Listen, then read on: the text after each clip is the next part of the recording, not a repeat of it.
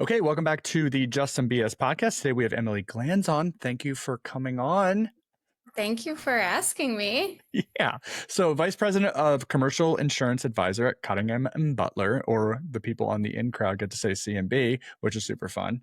So, I want to start a little bit from the way back, from a little bit of the growing up days. So, from Century Farm to construction risk, how did your rural roots shape your career? So, you grew up on Century Farm outside of Dubuque.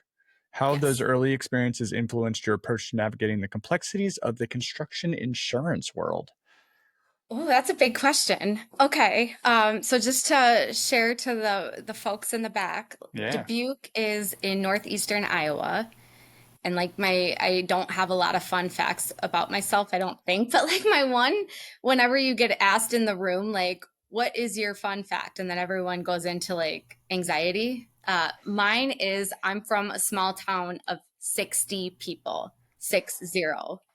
And so it is an incredibly small rural community, Balltown, Iowa, about 30 minutes outside Dubuque. Anyways, I grew up on a hobby farm. So my parents are both, they both are full-time employees, and my dad is actually in the insurance industry as well.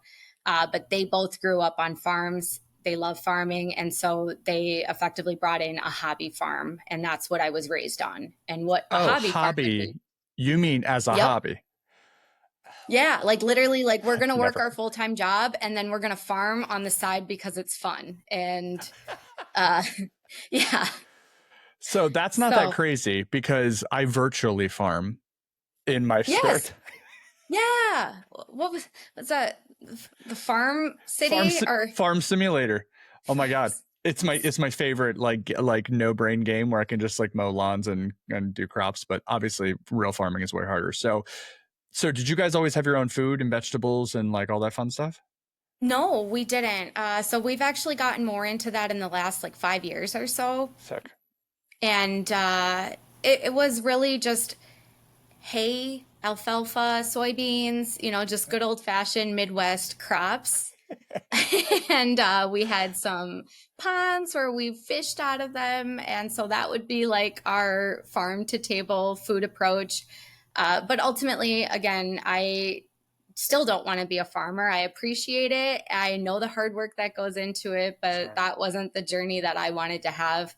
But I think it did help me understand like a job isn't just an 8 to 5 type of approach. And so farming is 24/7, especially when it's a hobby farm as well.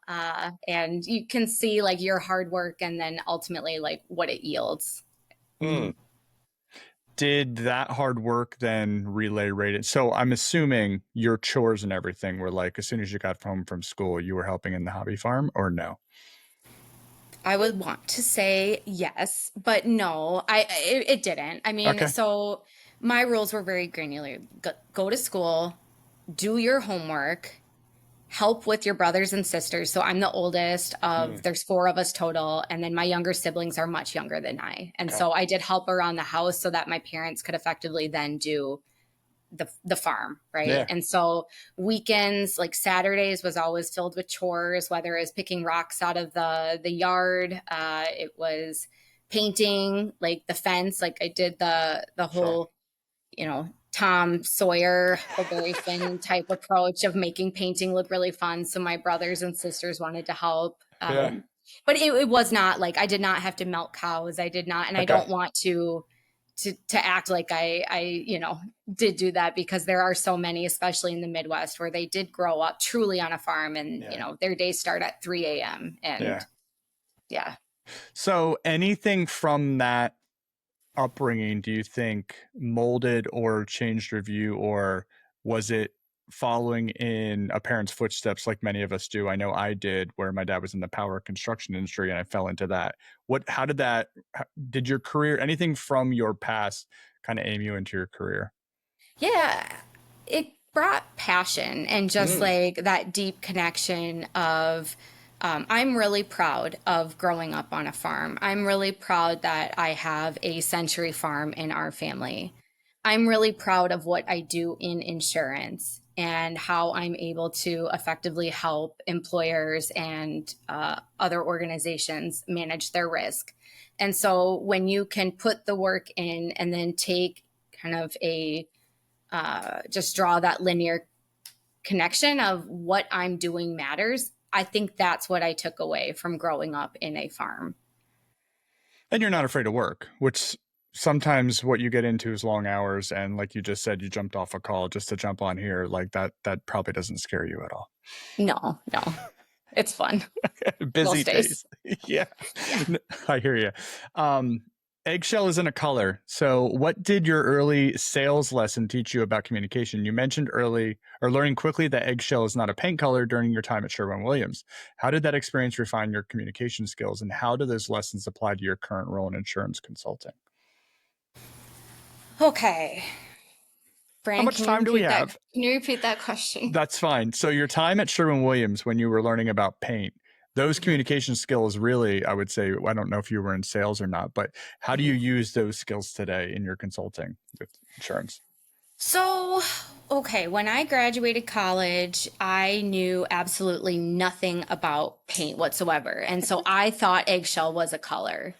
And when I started in my first day in the store, so at Sherwin-Williams, there's a management trainee program, and you start as an assistant store manager, work your way up to store manager, and then you get up to sales consulting. Okay. And that's what, can bring you into commercial construction and all that fun stuff. But when you're in the store, you are working with do-it-yourself homeowners that need help picking out paint colors, the paint product, Sure. and also winning over local contractors. And so I, again, came in thinking that eggshell was a color, had to quickly teach myself and utilize resources, because Sherwin gives you the resources. Employers give you the resources. You just have to dig in to take the self-accountability to figure it out for yourself too. Sure. And so it helped me also figure out that maybe when an 80-year-old grandma comes in and she's clutching her pillowcase and she wants to paint her bedroom walls to match that pillowcase, I would never paint my walls that color. But I fully support her vision in doing it, and let's make it the best job possible. And so Sure. I think my sales takeaway in that regard for Sherwin in a nutshell was digging in, becoming a subject matter expert, and also my ideal sales style outcome is not everyone's too. And so to be a true consultant is to figure out what the goal and the problem is on the other side of the table, and then thoughtfully presenting solutions that, again, help solve their problem and not your own immediate one. Yeah, that's really good. Have you ever, have you always been drawn to the construction industry? Not until I started at Sherwin-Williams. I did not have much of anything to do with construction prior to that. I had done sales, so I started selling when I was 16 years old. But my first job selling construction was in Sherwin-Williams.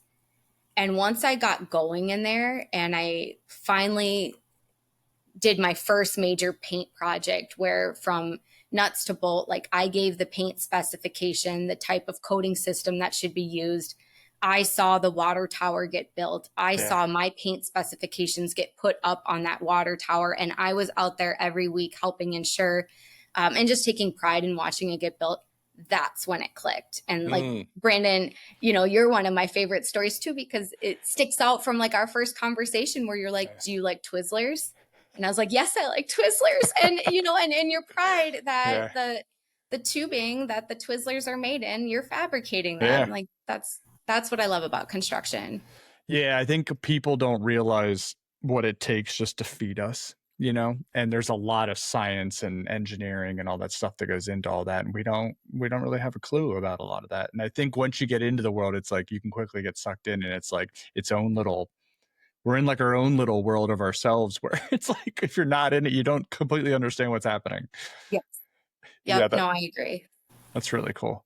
Sherwin-Williams, huh? So let me ask you that. Did you also spec out the paint for the inside of the water tank? Because I know water paint is very specific on specifications, because we've actually got into some of that with wastewater work.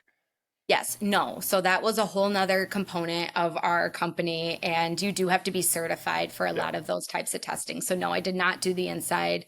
And I probably, honestly, between us and your audience, it was probably a little bit of a stretch for me to do the exterior Sure. of that. But You again, dug I was in. very like goal driven. And if the order is going to come in and the relationship's there, I'm going to foster it and then make sure we have the right system. And Hmm. it's still on there. It's not peeling. It's not rusting. We're in good Boom, shape. audience. Check. That's great. Woohoo! That's interesting. Okay. Have you always been a people person? Like, do you think that sales, like communication, that consulting's always been like in your blood because you do like people?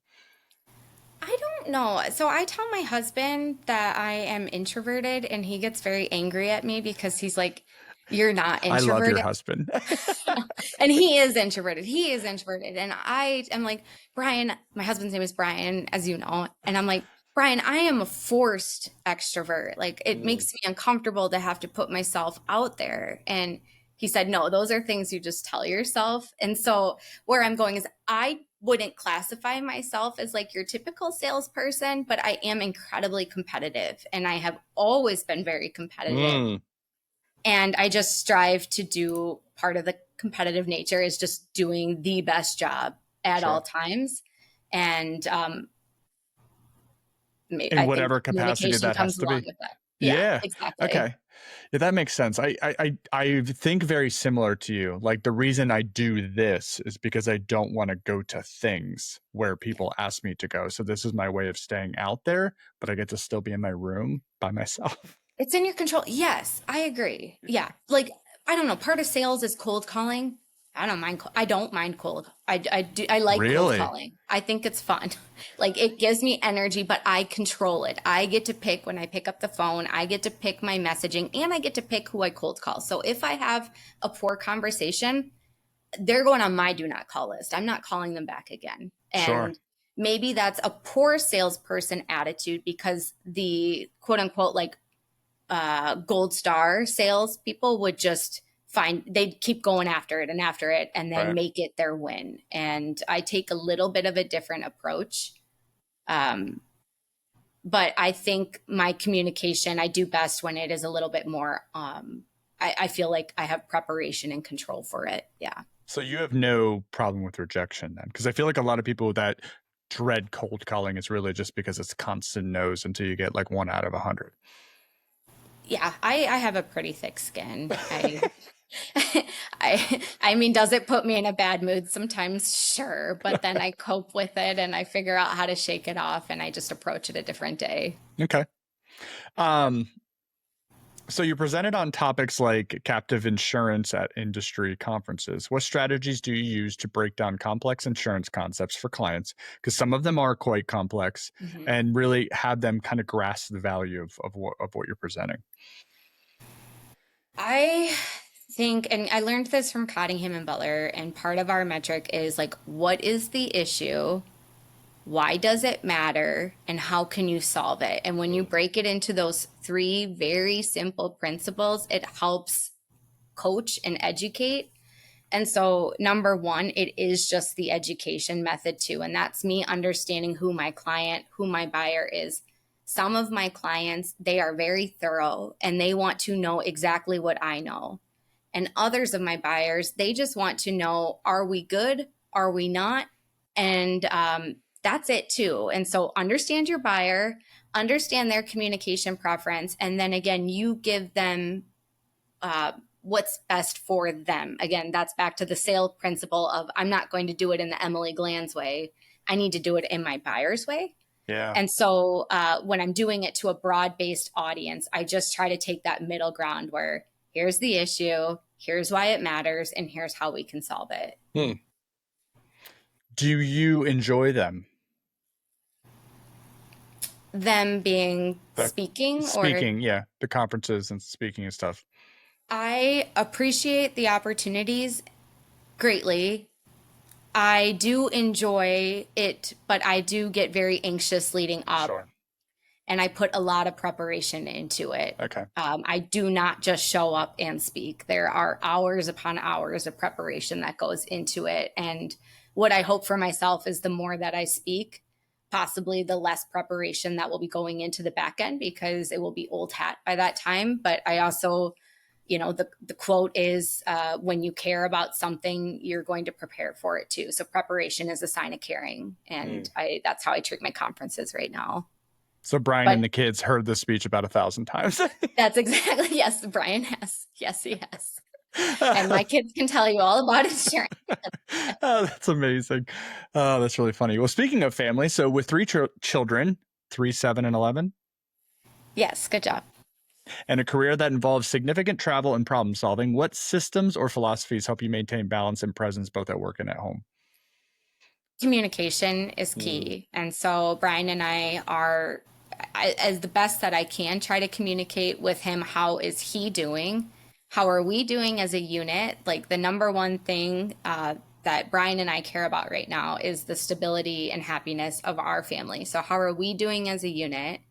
Communicating what my travel load looks like in the next week, the next month, and then the next quarter, taking a pulse on it. And then there's really no science. Like there are some seasons where it's incredibly busy and I might need a couple weeks of a travel like pause and reset and recalibrate with the family, and then you get back into it too. And I think the other part of it, just as us as a unit, is I do encourage and try to, push Brian out of the house as much as I can too, where it's like, I try not to be, don't join fantasy football, don't go out with your friends, don't do your own bespoke trips. Like I want him to do that because it helps give the balance back to me where I can have that one-on-one time with the kids too. That's really good. That's super healthy.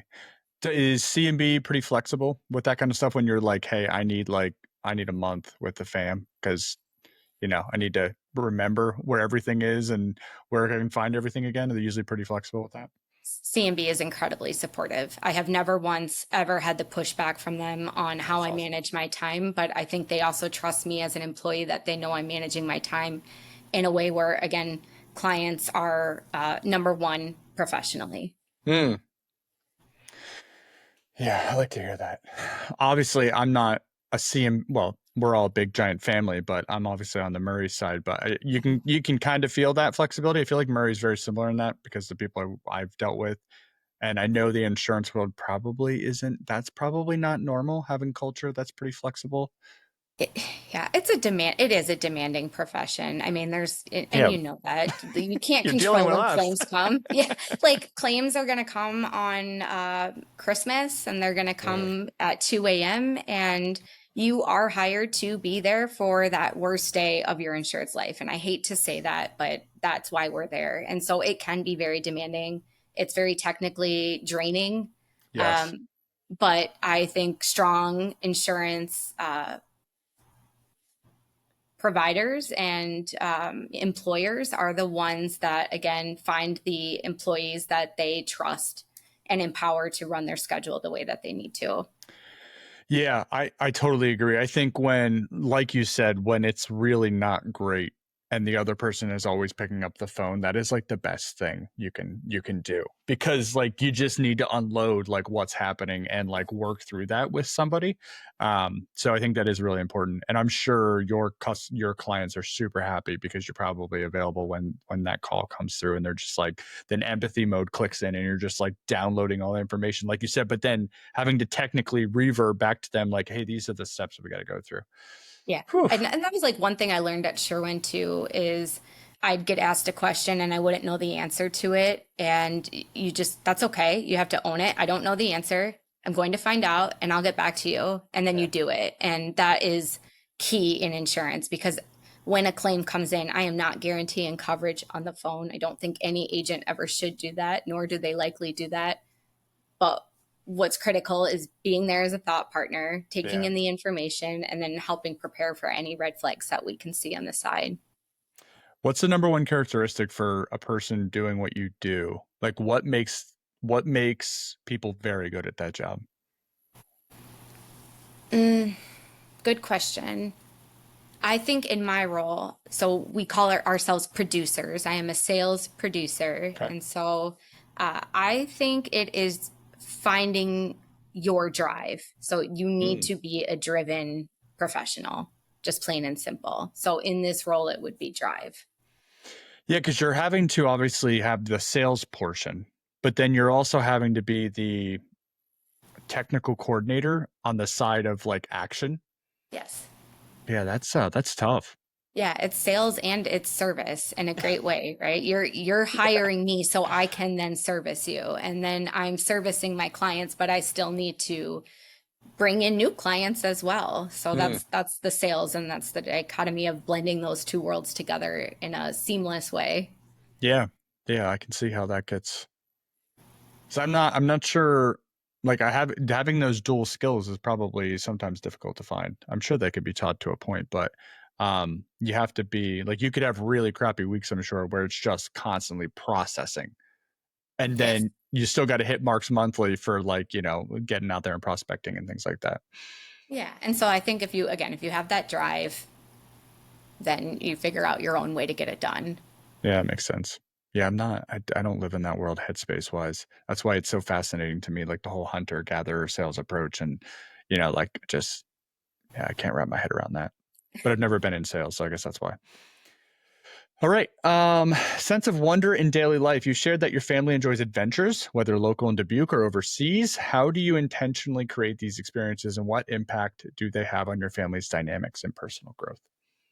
Good question. Again, thank you. Because I do travel so much, I Yeah. think my way that I can take control back is creating what I hope will become like these bespoke memories for my family. And, I have learned as a parent that to look at things in the lens of a child, right? And Mm. so we're going to Scotland next month. Let's Okay. So go. yeah, that's awesome and super exciting. But also, it can be just as exciting to have a camp out in your backyard. And that might be the memory that actually does stick into their crevice of their That one's brain. cheaper.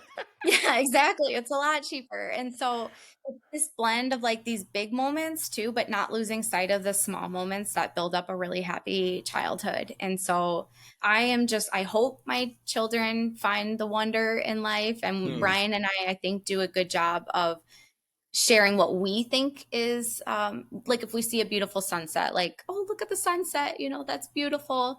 And then I hope that that's like planting the seed so that my kids will find that too. But my life would not be, I think the balance would be way out of whack if Brian and I didn't have the moments with our kids, like the very intentional moments. And we're trying to set that up through adventure, small and big.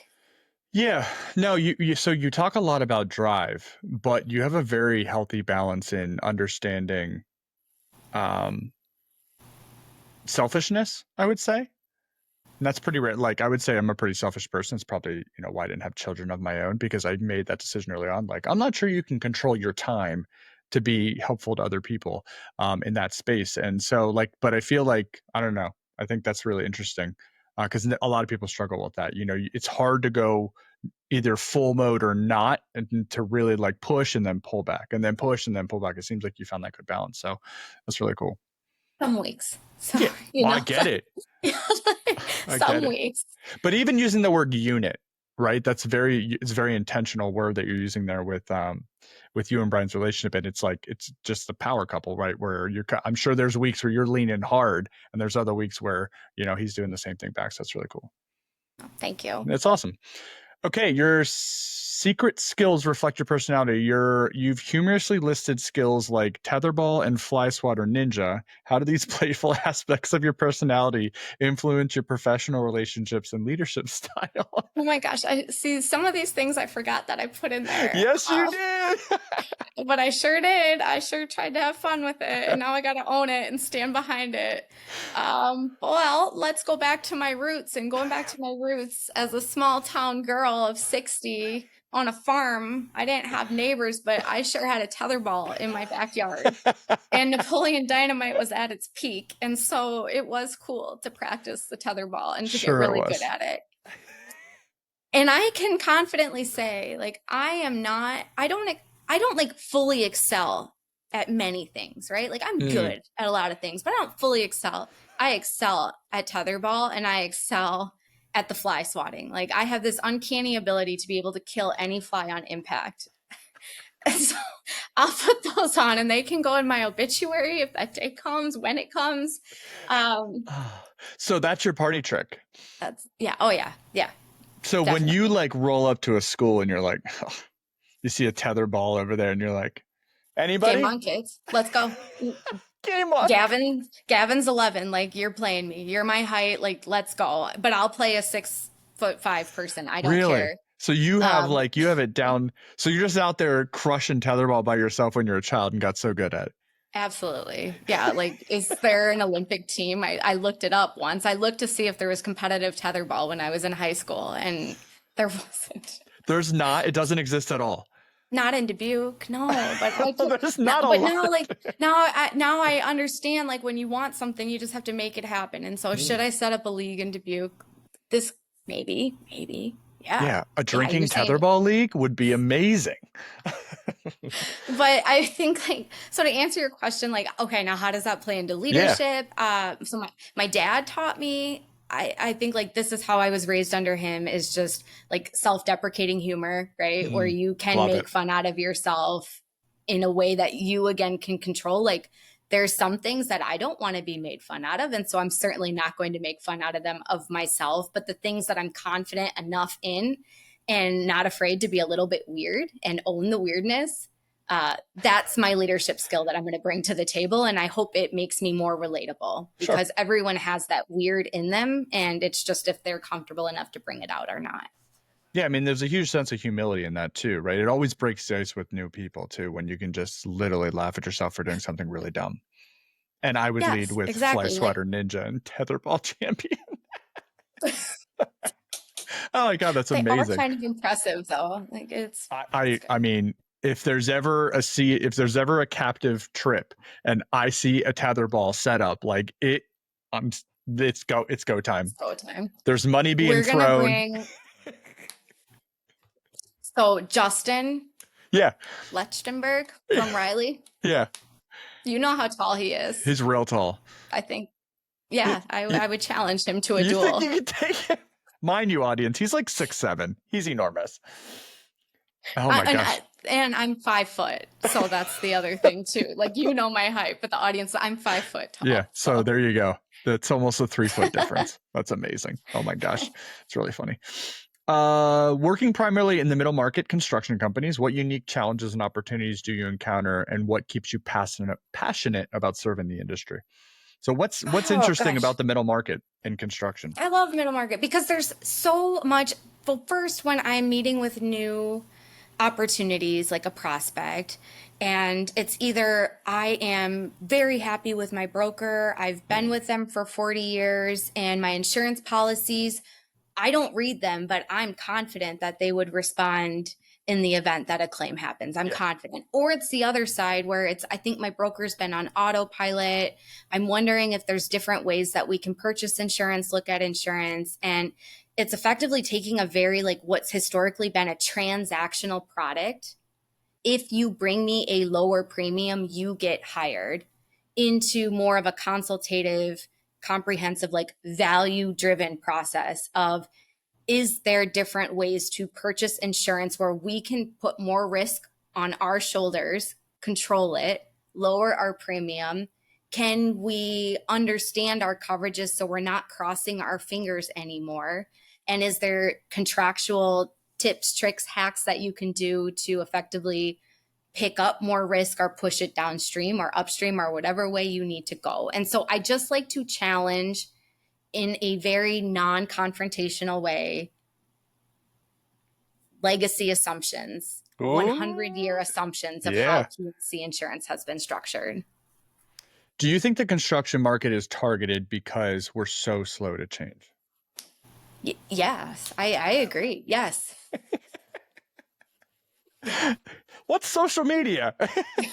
Exactly. No, what's a contract? Like, I Oh, want to gangster. give a handshake. Yeah, no, and I think I notice that with a lot of things. I get a lot of LinkedIn DMs that are very specific because I'm in manufacturing construction, and it's assumptions of our website's garbage. It's not. But people don't even look. They're just like, listen, I'm going to hit every construction and or manufacturing company on the East Coast because they're usually all garbage at social media, whatever, SEO, blah, blah, blah.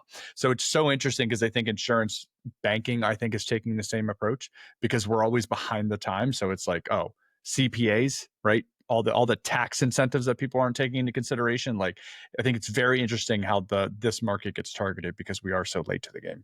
I agree, but it's also like it's not, and I hope how I convey is that it's not offensive by any No, means. Like, God forbid, would you ever want me out swinging a hammer on a job me site? too. Like, Yeah, seriously, like, yes. So it's just that, like, I care and am so interested by insurance in general you're that, crazy. like, just let me bring my passion, and also I'll do the right thing. If your policies are truly set up the way that they should be, Yeah. and you're in a good spot, like, we're not crossing our fingers anymore. Like, you're fully convicted for where you are right now, but things do change. And so let's just keep up with the change is the only message to middle Yeah. market in general. No, I love that. And it's even just not being afraid to step outside the box, right? The legacy box that we've all been stuck in. And we just did this recently because it was under, and this was really from the employee side benefits. It was like, I'm tired of the things that I want that I can't get because they won't allow it in this box. And like, can we get weird with the solutions?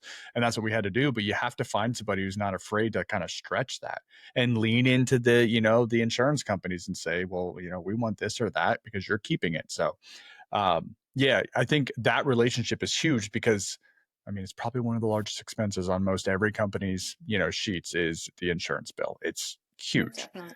Mhm. So if you have a partner who's willing to stretch things and look at all your policies and be upfront and honest, I think your group also gets a bad rap, but I think that's changing, especially with these different solutions. If people are open to listen to them.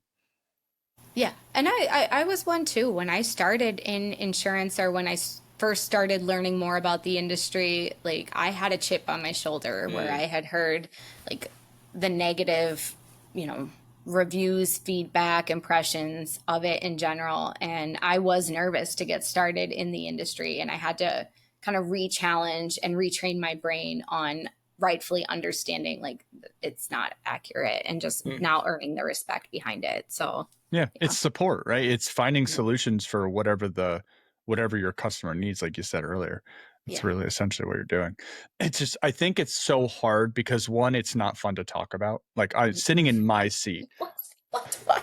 like That's it's fun. not fun. Yeah. It's usually really expensive Yeah. and it's super technical. So it's It confusing, right? and it's So gray, like a lot of, like, gray yes. language and gray area where yes, it is confusing. Hmm. Yeah, I think that's why everybody kind of and it's I think changing is hard. People think changing brokers or changing insurance is really harder than it needs to be, and it's not really Mhm. that hard. You just got to get the timing right, right, for when your plan year's over or whatever. But I think that's the part. It's kind of like banking. Like, oh, that sounds like a horrible idea, and it's actually not. You could probably transition it in 30 days, but it's something people just already don't want to talk about. So then you're adding more stuff to it.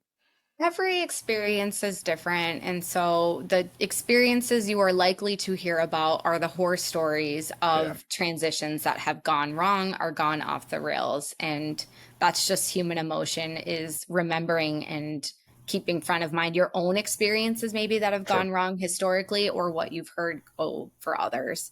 Mm, But yes. no, to your point, and again, easier said than done when I am the agent promoting the change, but uh, Yeah. it is typically a smooth transition, and it should be. Yeah. Yeah, I would agree. And I think that's a lot of who you choose as well.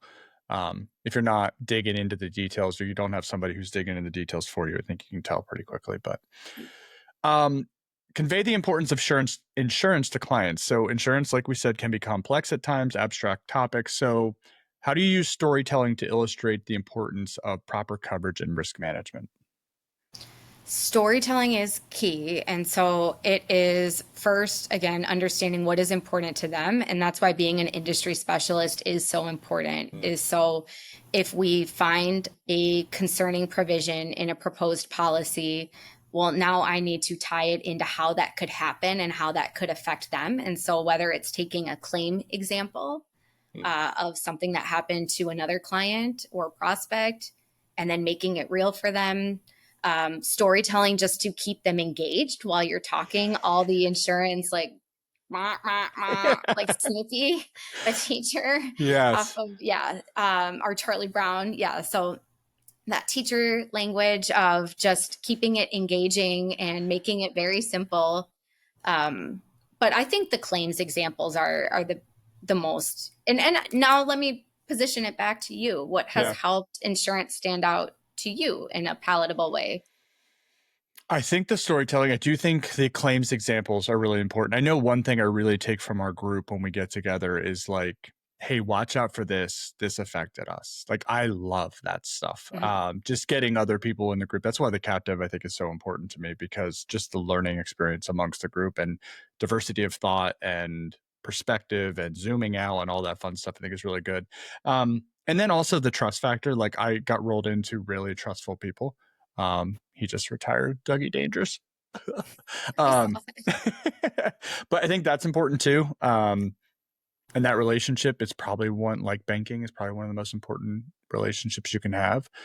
And then I'm a huge data person. So when people bring monthly data and insights, like I love digging into that. And then the explanation behind them and just being able to ask really stupid questions about that data, because it can get heavy.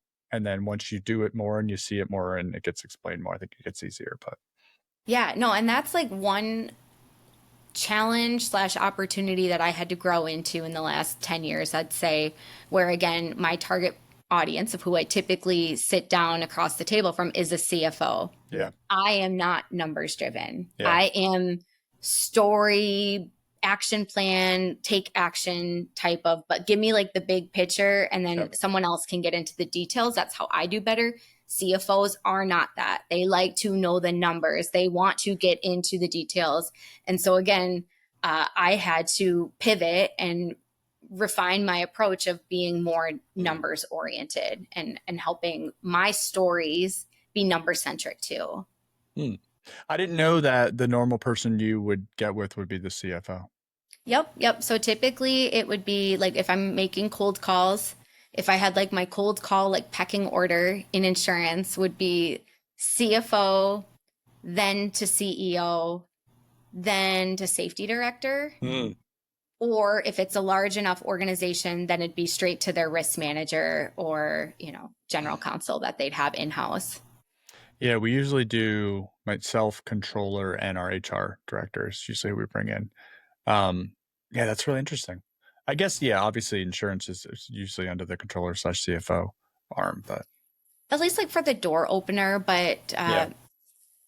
you're building out my cold call list in my head where I'm like, okay, I'm hearing direct from CEO, not like how many, maybe I should be building them in Well, more. So yeah, I'm not sure. And I think part of it is just like the three, like we'd like to have a group mentality for a lot of these big decisions. yeah. And kind of more minds is better in some of that instance. And, like I don't need to bother the COO with that kind of stuff.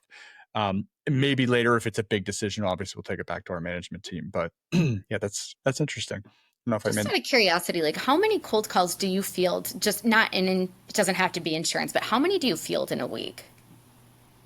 I don't field any calls, so I hate telephone calls and I hate voicemails. So please don't ever leave them. I will. I would say I probably get back with at least a not interested, or this isn't something I'm interested in, or not in my wheelhouse, or whatever. I would say to 95% of my LinkedIn DMs. One, because I know if I was on that other end, I would at least want like they're just doing their job. I know tons of people get Mhm. really pissed, and I do get angry when people don't even try to do their homework, like the Mhm. website people that didn't even look, and our website is straight gangster and like, Right. why are you even asking? But and it can be anything in between. So, you know, I do appreciate some people's really ingenious approaches, because, they'll do a little bit of research on like what I'm into and they'll bring some of that in, or people who like absolutely deep dive on my content and they're like, okay, like pulling out nuggets. I'm like, okay, you actually did some research. I appreciate that. But I would say in a week, 25, 30. It's still a lot. That is a lot. That is a lot. Yeah. It's It's a lot. very AI heavy right now because I also post a lot about AI. Yes. So that Like where you can tell they're generated by AI or it's about AI it's solutions. AI development. Yep. Mhm. Yeah, which I love all of that, but I already have like one or two or three people I'm in really deep with already from a trust factor. Yeah. So, and as long as it's respectful, I'm really good. I don't appreciate like the, constantly coming back even after I clearly state it's a no. Because I'll do some research, like obviously click on their profile, see what their working is, look up their website, do a little bit of research on that because that's just respectful. But yeah, it is a lot. But I Yeah. think cold DMs are probably easier than cold calls, which is probably why there's more of them. For sure. And I'd say like I use a blend because again, everyone is different. There are some that are only going to answer the phone and you elevate to a real person because you're taking the time to cold call versus some are only going to read email versus some are only going to use LinkedIn and there isn't typically too much overlap on all three. So again, it's kind of like shooting your spear on which one is going to stick with the individual person and what's the messaging. And like my big concern is I've always been a big writer. I love reading, I love writing. And I've always thought that I think I'm a pretty good writer. Yeah. And AI is taking that away from me and it's giving that to everyone else too. Everyone else is now being set up to be a good writer. And so my concern in the next 1 year to 3 years is are my emails even going to make an impact? So Or are they going to? so personal brand. You don't have to worry about it. Yeah. Because then Yep. you become the insurance person, right? All you got to do is teach me a bunch of stuff about insurance for free. And that's how that works. Sure. Like, I'm sure I'm the weird person that also does metal things. But that it's direct tied to each other. So it automatically benefits the company just because of that portion of it. But yeah, I would say because of AI and because the playing field is leveling, that personal branding piece could be very important. It is. Yeah. You're right. But you're also extremely helpful to your clients, so I'm sure you get recommendations all the time from current clients if someone's looking for it. The problem is people hate switching insurance and hate talking about it. It's just one of those subjects. That's one thing like we talk about, with my leadership where I sometimes feel too polite, where I need to be a little bit more to my clients like, hey, if you think we're doing a good job, Yeah, a referral, that's yeah, cool. and just asking for it. So that is something that I know I need to do a better job of. And clients, if you're listening, if you do think I'm doing a good job, like a referral, please. So what Help I me would be a say person. on the AI side of things, I would write in your best response. And then I would say, I want to make this as painless as possible for all the people I actually care about because that's who I'm going to send it to. And Yeah. it'll give you the best non-aggressive feel for that you probably won't be able to think of yourself. And it'll actually be like, okay, that's a great approach to it. I would have never thought about that. I love that. Thank you. You just taught me my AI hack for the week. You can literally email me all the time and say, so like, I'm in so deep in the sense of process improvements and like all this other stuff that like, there's not many things that are scary anymore. So in the sense of like, if I have something that I can't figure out, I literally just start talking, like if I'm walking the dog, I'm literally talking to it saying, hey, this is something I'm interested in. I don't even know where to start. Blah, and it just starts having a conversation. So I used it this week. So since we're going to Scotland in a few weeks, and I gave it like a very detailed, as much as I know about it. What are we looking for? Who are we as people? Go with hotels, restaurants, yep. which ones need reservation. And it was my travel planner. Yes. And I felt pretty proud of myself for using it in that way. But also like, oh, how many other times could I have used this? Yes. So other hack with that, with the restaurants, also ask for the top 3 dishes because it'll give you that. Gosh, there we go. Oh my gosh. Because like you spend so much time with the menu and you could even say, I need 3 for adults and 3 for children. Right. So then it's just like there's no reason you should ever be unprepared for anything anymore. Like straight up. So true. Whenever you have an issue, the way I think about it is like you have the library of the internet at your fingertips. Just go start asking questions. Yeah. So yeah.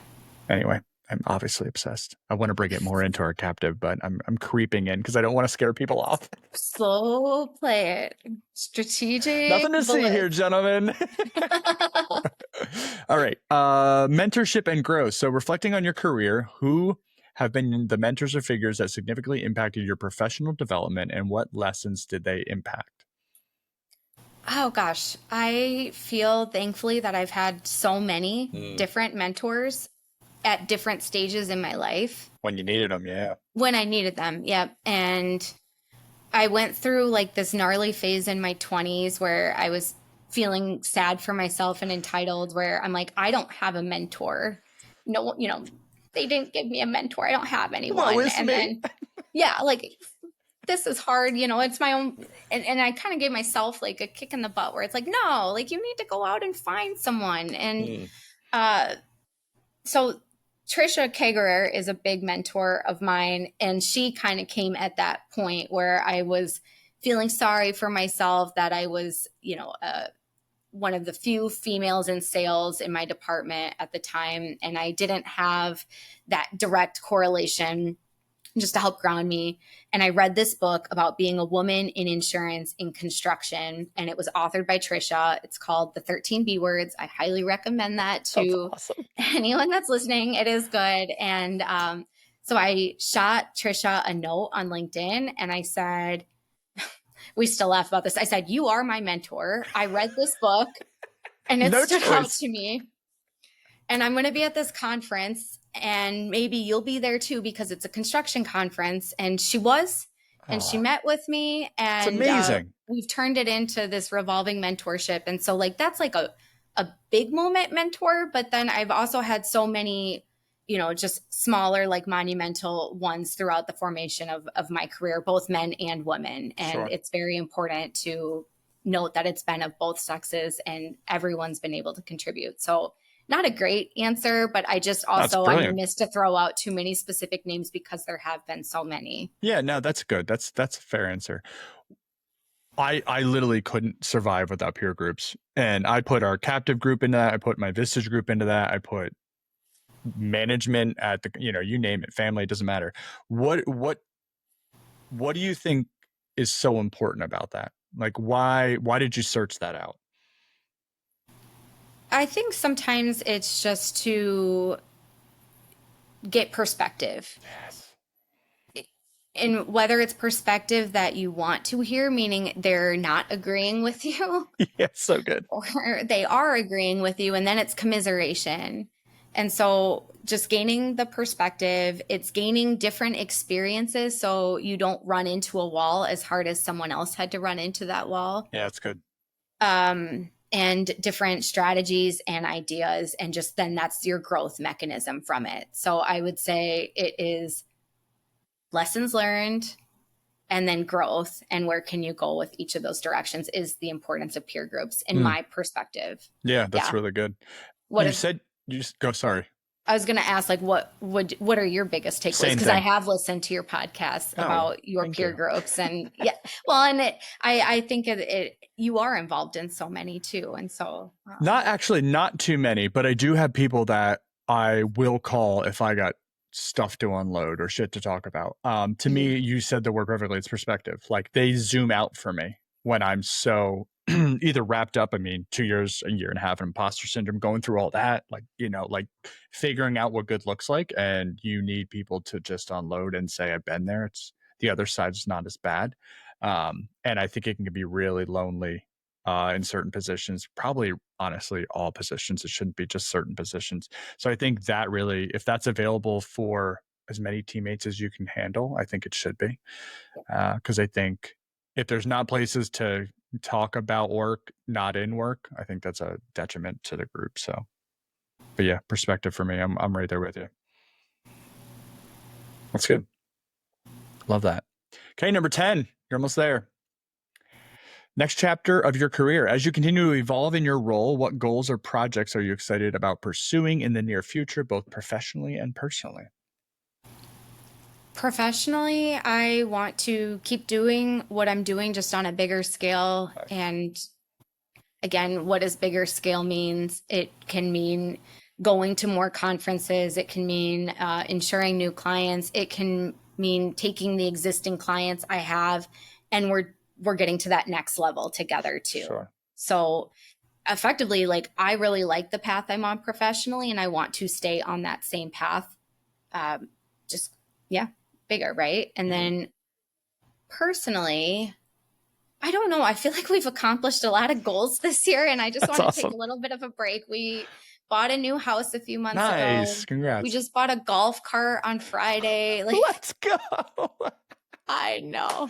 Is it? We're not gonna golf with it either. It's No. just to drive around Yeah, and of course. Can you please get a sticker on the back that says the unit? I love that. I'm gonna give it its own bespoke little license plate, and I'll make it that. It's gonna be awesome. I can And see you did you guys know, buzzing as around. part of this unit, Brian and I have matching cars. We are the couple that have, like, we both drive Subarus, Subaru Ascents, might I add. And so we're a Tubaru family. That's my bad joke. Oh my God. We should have had both of you on at the same time. That is so brilliant. Am I able to convince him to listen to this podcast? And then what kind of like nudges am I going to get throughout it? Like, I'm going to count how many. So I want you guys to go on a car trip when you're both of your Subarus, and you have to start it at the same time. And then on the highway, he's just going to look at you shaking his head. No, so Brandon, the last podcast I was on, I trapped him in the car and then I played it while we were together so he couldn't get out of it. And he's just like, Emily, this is the most cringy thing, is to like be stuck next to you listening to this. So that's what I'm going to do on this one too. Oh my gosh, Part that's 2. so good. Well, no, so first of all, everyone, he's super proud all the time about everything you do, and he's an amazing human being. You said you're a reader. How many books do you read? Like, what's your consistency? Oh no. Is she back? She's frozen. Okay, you're back. I hear you. I was asking, you said you're a reader. Like, how much do you read? Do you have like a book a month or book a week, or what do you look like? Yes. So when I was younger, it used to be like 15 books a week. Like, what? Like crazy. Like, I would go to the library and I would literally check out 10 to 15 books at a time. And then every week I'd return them back. As I am a working mother now, I'm lucky to get like one a month, truthfully. Still really good. But yeah, historical fiction is my favorite by far. Really? Mm-hmm. What's your? But I'm trying to challenge myself and get more into nonfiction. I think I've lived a long time in the fantasy world, and now I need to back up and actually like study, just impress. I don't know. Just challenge myself with it. We'll see. Yeah, something new. What's your like? Do you have a favorite series or anything? No, not really. Honestly, okay. I just like it all. Yeah, that's cool. Yeah, I'm trying to get to one book a month. Like, I just started reading November of 23 again. So embarrassing. But I looked around like my peers and I was like, okay, everyone's reading, so that must mean something. Maybe I should stop being so ignorant. So I did. And I read Dale Carnegie's How to Win Friends and Influence People. And then I was like, oh, I thought I was good with people. And then I read this book and I was terrible with people. And then, so that just started the ball rolling. Then we started a book club, and it's really fun, and it holds me accountable. That's awesome. Yeah. That's fun. Do audiobooks count, or is it like physically reading the page? It doesn't matter. So we buy everyone the book, and then if they want to buy the audio version, that's cool. That's up to them. So we're going through our second. So we read 7 Habits of Highly Effective People first. That's a good one. 26 people in that, and now we have 36 people reading Atomic Habits. So I loved 7 Habits, but I also love like scientific, really sticky, muddy books. So there was a process for everything. So I was like, just churning in my brain. And this one's a little bit more, it is process, but it's also a lot of like stories and examples and stuff. So I'm not like, it's not that I'm not loving it, but I love the more kind of scientific, process driven stuff. But yeah, it's really, really helpful. Yeah. I have learned, like, because when I was in the phase of my life of reading so many books, I wasn't like digesting them fully. I was reading them so quickly. And so what I've learned as an adult is if I need a book to stick, like a business book, then I need to make notes alongside, and then I catalog the notes, because if you're just constantly consuming information, it's in one ear and out the other, and it's not going to like have that landing place. So that's, in the last couple of years, I've had to refine how I read, and that is on those types of books, like digesting it better. So, physical book or digital? I like physical. Okay, so just a side note here for your personal branding that you're going to start. If you get digital books, you can copy it right from your phone and email the actual piece to yourself, and you could use those as posts because it stood out to you. Oh, okay. I do like that. Because I was It's a life actually hack. highlighting the book, and I was like, what am I doing? Like, I could just literally, you can just highlight it on your phone, email, and it goes right to your Just email. yeah. Yeah, it's wonderful. And there's great little, like, it just kind of lets people know like what kind of headspace you're in and what you're into, for especially from a book perspective. So people love talking about books too. Um, yeah. Anyway, so 54 minutes. Congratulations, you made it. Is there anything you would like to promote? What would I like to promote? Hobby farms. Yes, and tetherball. I would like to promote my husband Brian. We are No, the unit. the unit. No. So what I would like to promote is taking a thoughtful analysis on your bespoke problems, whether realized or unrealized. And so I am zooming outside of insurance. This is not an insurance plug, but it is just as a human. Everyone has that problem. And is there a bespoke solution that, again, whether you know of or don't know of, that you can find a solve for? And if you do have that consultant that is reaching out to you, sometimes to your strategy, Brandon, like the best thing that you can do is just give positive redirection. Yep. And so just an acknowledgement and then just letting them know where you're currently at. But I don't have like a strong sales plug, and I probably should give some and some, but you're good. I think yeah. that's an even stronger sales plug. Okay. No, because it's just real. Like, it's like, you love what you do. Your company's great. They treat you great. I think they do amazing work. And then on top of that, like, you talked about your passions, and it's construction insurance and selling that and being there for people who need it. So that kind of sells itself. So Thank you. yeah, no problem. Put a bow on it better than I could, but yes. You're good. Well, thank you for coming on. I knew Yes. you were a little like, oh, I don't know about this. Do you like, I know the public speaking, you said you're getting there, and were you stressed about this because you couldn't prep because I didn't give you the questions? Absolutely. But then when we were at our last captive board meeting together, and we were talking about podcasts at that time, and I was telling you that I reviewed all the questions and I had my answers kind of scripted, and you were like, no, that's not how I do it. And so I kind of knew what to expect on this. And I wanted to make myself uncomfortable and go into it completely unprepared. And so you helped me unlock a new challenge. So thank you, Brandon. So when I ask other people who do this, I ask them, I said, what is your process? And they always have they let them know the questions. And I was like, interesting. And I just think it's so fascinating to watch, because for an hour, you can't really hide who you are. And then also, if you're thinking on the fly, that's probably a really close answer to what you actually believe. And so I don't, and they're not really like challenging. We're not like going against really difficult topics, but you really get to, I think, feel who a person is way easier. And I know it could be a little bit more stressful. Hopefully, once we got it past the 10-minute mark, you realized it was just a conversation and we can move forward. But you did send me a note, was like, hey, just went out. I was like, no, get out of here. I know. Shoot. Well, I think like it helped not having headphones too, and breaking that first rule of yours, so that like helps ease the nerves. Don't worry, I got all the headphones for everybody. These giant things on my ears. So no, it was awesome. You did great. I tried to mix it up with a little bit of family stuff, personal stuff, because that is something you were interested in, which is good. I think that's really, it's helpful as well, because it adds a human aspect to insurance, which is always a little difficult sometimes. So good job. Thank you. Anything else? No. Okay. No, not from my side. Okay. Is this, are you, can I ask you an off the script question? Shoot. Okay. Like, was this decent? Like, does this give you content that you need? Like, yes. Okay. They're all good. Well, it was kind of like the imposter syndrome of like, why is he asking me? Like, but I will do it. But like, why is he asking me? Because I want to talk to people that are passionate about something. That's it. Okay. I have no niche. I know I should, because that is the right thing you should do if you want a large audience. I don't really care about that. I want to run out of audience. I want to run out of guests when I'm ready to run out of guests. So I passed a year. Yay, we're on to 62 or whatever it is. I think this is 62. And as long as I'm enjoying it, I'll keep doing it. But whenever I reach that point where it's like, it's annoying, then I'll just stop. Well, and I like how you do it because you have a method to your madness, and I plug into the ones like your retirement episode. With Johnny I Boy. listened to that one because my dad's about to retire, and then I asked my dad to listen to it.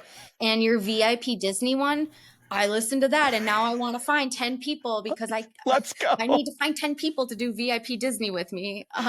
Yeah. I really want to do it. It's, So yeah. like all the tips and tricks on that. So, your other sales professionals, like I've had fun listening to them and how their styles are different from mine. So, Yeah. thank No, you. that's really the only rule. And it's interesting because probably the first year is the hardest. The first 6 months, you're asking all your friends, you're asking family, ask coworkers, because Mhm. the rule is you're never supposed to go on a podcast that's like under 100 episodes or 50 episodes, because it's like people are still trying to figure it out. And I was definitely way too scripted in those early episodes, in the sense of like, I have to get through all 10. Now it's however the flow of the conversation's going and it's more comfortable. But yeah, not everybody. Now I feel like the guests are kind of rolling. And actually, my new trick for anybody who wants to do podcasting, those 20 to 30 DMs I get, I say, you don't have to sell to me, but you could sell to my audience if you come and talk for an hour. Ooh, that is good. 10 of Yes. them say yes, and 20 of them don't Funny. don't DM me I love back. that. Oh my So gosh. that is put me out to like July, because most of them say yes, because one, it's a huge opportunity to sell to way more. I mean, not way more. Let's calm down. I get like 90 listens a month, so relax. But at the end of the day, it's still 90 more people that they may not have Yes. connected with. So That's great. that's my approach, and it's made getting guests way easier. And then I just fill in the gaps with people that I actually want to talk to. So No, my best friend started a podcast about a year ago too, and what's it called? it's called Wait, You're Mad. And Ooh, yeah. that's a great And title. yep. So it's two of my good friends, and they've done a great job with it. It's been really fun watching the brand elevate, and they haven't asked me to be on it yet. So I know this is, Wait, you mad? I am mad about that. I'm just kidding. It's probably my own doing because sometimes they can have very unfiltered conversations, and I'm like, I need to make sure that it's not too unfiltered for my professional brand. So I probably shot myself in the foot, but. Do they have a niche conversation? Like, is it centered around something all the time, or just wing it? It started like the very beginning, all like a lot of the episodes were all about nostalgic, like being like growing up in the 90s Yep. and like childhood memories, high school memories.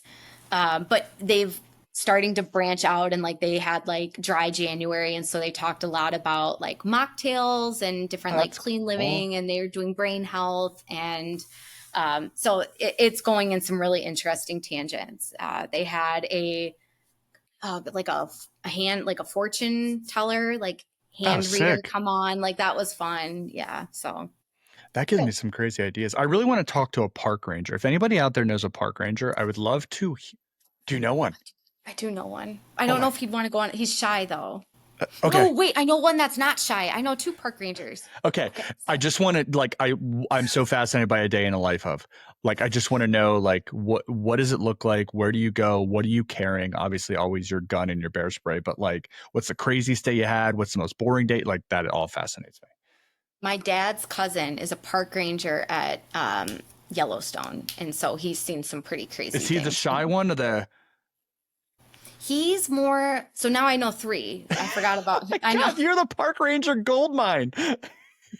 Well, the one's like more of like a conservationalist. Okay. So I don't know if they'd have bear spray. But then the second one is like promoting of he's the outgoing one. And then the third is my dad's cousin. So he's more like stoic, but like he'd have some like stories to put some Yeah, hair those on are the his ones I chest. want, like hunting, like Mhm. Liam Neeson poaching, hunting down poachers. He has a particular set of skills. Yeah, I want that guy. Yes. Love that. Yep. Okay, well, thank you. Yeah, sorry we've been riffing. We got an extra 3 Yeah. minutes past. This was No, wonderful. thank you. All right. Well, have a great night.